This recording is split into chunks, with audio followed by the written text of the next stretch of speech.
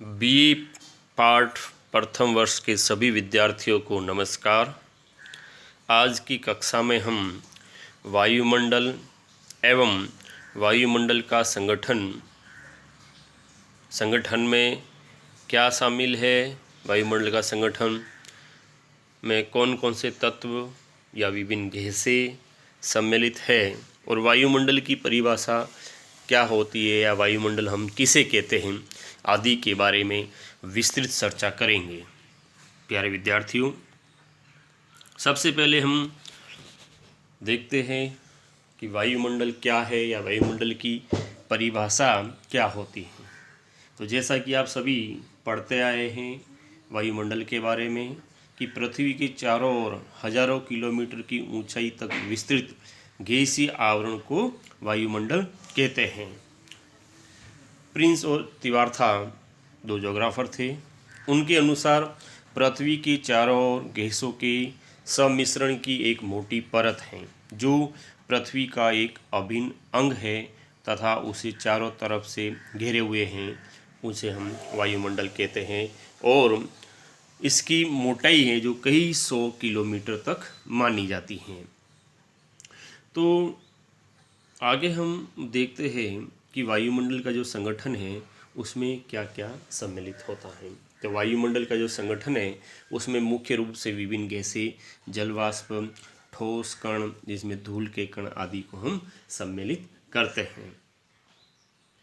तो प्यारे विद्यार्थियों, वायुमंडल अनेक गैसों का सम्मिश्रण है। इसमें नाइट्रोजन, ऑक्सीजन, कार्बन डाइऑक्साइड, भारी गैसें तथा हल्की गैसों में neon, helium, ozone, hydrogen, xenon, krypton आदि गैसें पाई जाती हैं। लेकिन धरातल के समीप की वायु में ऑक्सीजन व नाइट्रोजन मुख्य गैसें हैं और वायुमंडल का जो 99% यानी 99% जो भाग है उसमें नाइट्रोजन व ऑक्सीजन का योगदान रहता है। तो अब हम यदि बात करें वायुमंडल में जो गैसों की मात्रा है उसमें हम देखते हैं नाइट्रोजन 78.084, ऑक्सीजन ये मात्रा आपको प्रतिशत में है और oxygen 20.46 and 20.46%, organ 0.93, carbon dioxide 0.03 और हल्की जो गैसें हैं जिसमें नियॉन, हीलियम, ओजोन व हाइड्रोजन है वो आपके सामने दिखाई दे रही हैं। अब हम बात करें नाइट्रोजन गैस की, तो नाइट्रोजन वायुमंडल की निचली परतों में मुख्य रूप से पाई जाती है और ये भारी होने के कारण अन्य गैसों की तुलना में कहीं अधिक मात्रा में पाई जाती हैं।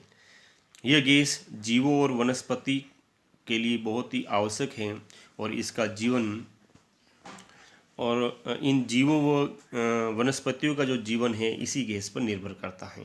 जीवाणुओं द्वारा वायु से नाइट्रोजन प्राप्त कर नाइट्रोजन यौगिक तैयार किया जाता है जो कि वनस्पति के लिए बहुत ही अति आवश्यक और पोषक तत्व माना जाता है। इसी तरह से हम ऑक्सीजन की बात करें तो ऑक्सीजन को प्राणवायु या जीवनदायी गैस माना जाता है और ये वायुमंडल की निचली परतों में पाए जाने वाली गैस हैं।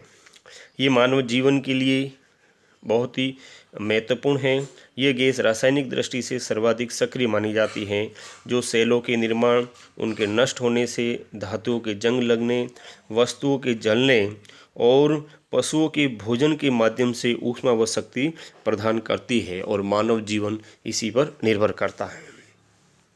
अब हम बात करें कार्बन डाइऑक्साइड की। जलवायु की दृष्टि से या मौसम विज्ञान की दृष्टि से ये गैस सर्वाधिक या अत्यधिक महत्वपूर्ण मानी जाती है। ये पृथ्वी के निकटतम जो तापमान है उसको नियंत्रित करने और ऊष्मा को सोखने में यह गैस बहुत ही जो क्रियाएं होती है उसमें यह गैस अपना महत्वपूर्ण योगदान करती हैं। पौधों के विकास की दृष्टि से जो CO2 है जिसे हम कार्बन डाइऑक्साइड कहते हैं वो अत्यधिक महत्वपूर्ण है। और अगर वर्तमान समय में हम देखें तो इस गैस की जो मात्रा है वो धीरे धीरे वायुमंडल में बढ़ रही है। इसके कारण अनेक प्रकार की जो मौसमी जो गतिविधियां है उसमें परिवर्तन देखने को मिल रहा है जिसमें ग्लोबल वार्मिंग, प्रमुख रूप से हम देखते हैं।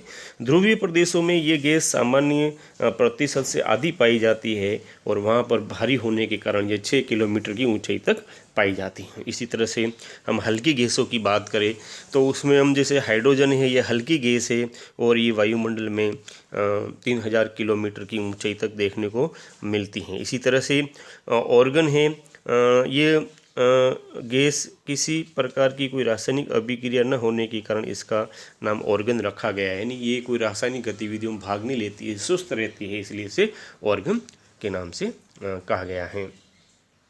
अब हम बात करें जल वाष्प की, तो वायुमंडल में दूसरा जो महत्वपूर्ण पार्ट है, एक तो विभिन्न गैसें हो गई जिसमें सारी गैसें सम्मिलित है, और दूसरा जो पार्ट माना जाता है वो जल वाष्प का माना जाता है। और तो जल वाष्प है जो वायुमंडल का एक महत्वपूर्ण घटक है।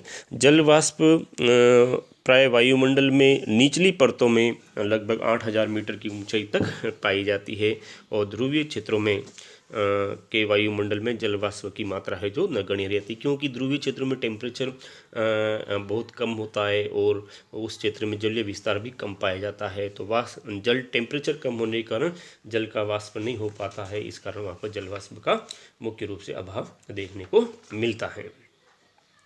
जल वाष्प की जो मात्रा है सर्वाधिक है विषुवत रेखीय भागों में पाई जाती है तथा धरातल से 5 किलोमीटर की ऊंचाई तक जल वाष्प का लगभग 90% भाग हमें मिल जाता है।